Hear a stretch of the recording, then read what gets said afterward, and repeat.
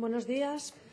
Hoy presentamos esta proposición no de ley encaminada a varias cuestiones. En primer lugar, establecer un plan de garantía habitacional para las mujeres víctimas de violencia machista, ampliar el ámbito de aplicación de la Ley de Igualdad asturiana para acomodarla a la normativa internacional, realizar una evaluación rigurosa de los recursos disponibles y, por último, un posicionamiento en firme del Gobierno respecto al mantenimiento de servicios de atención en vistas a la entrada en vigor de la reforma de la Ley de Bases de Régimen Local.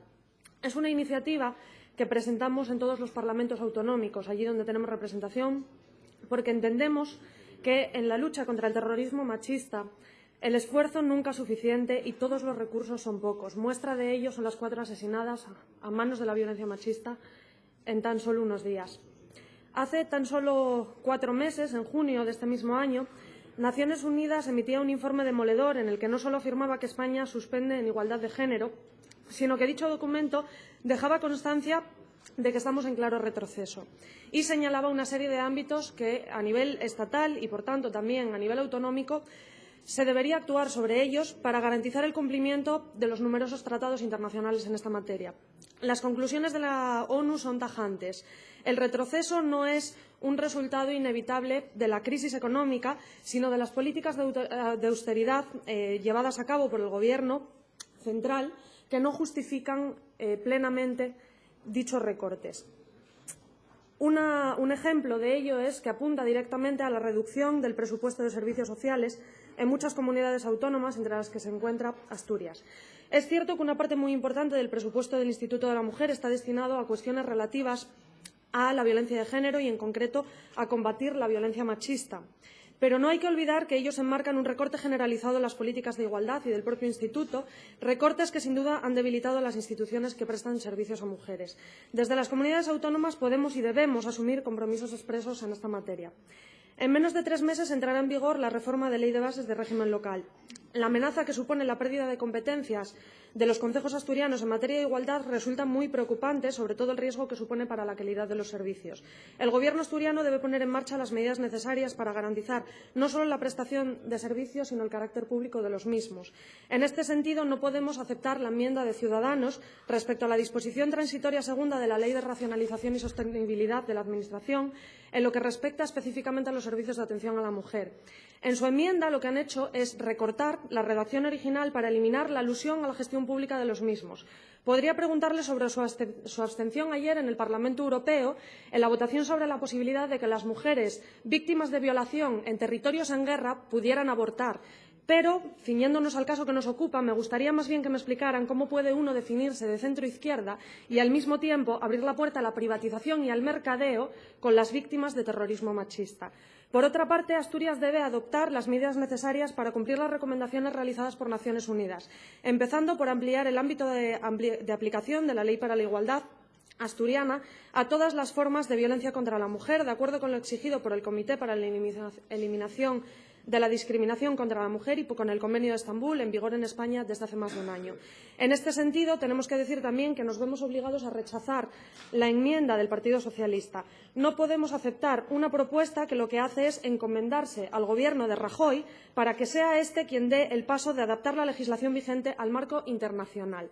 No se entiende cómo pueden ustedes rechazar hacer uso del radio de acción a favor de las víctimas y si la petición de su enmienda está orientada por la desidia o, más bien, por la voluntad de sacar rédito político a una posible modificación tras las elecciones generales.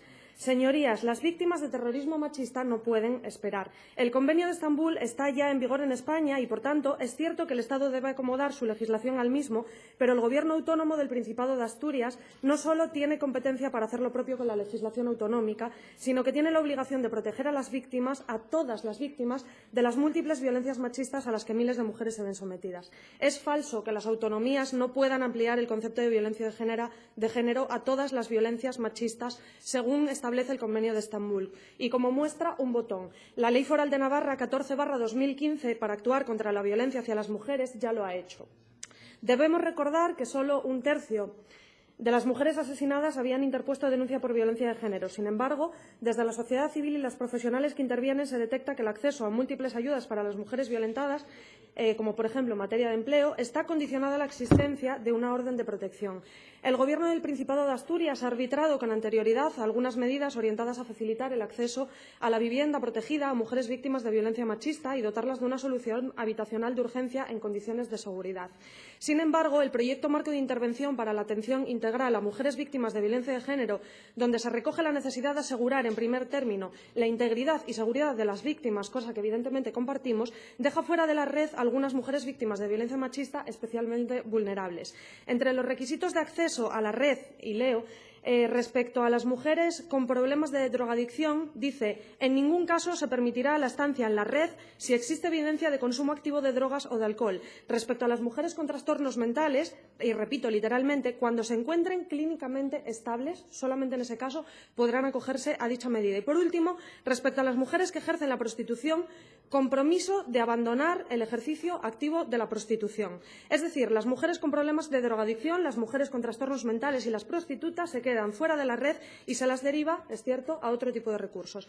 Todos estos casos son dolorosos, pero siento decirles que el tufo a moralina nacionalcatólica respecto a las prostitutas víctimas de violencia machista apesta.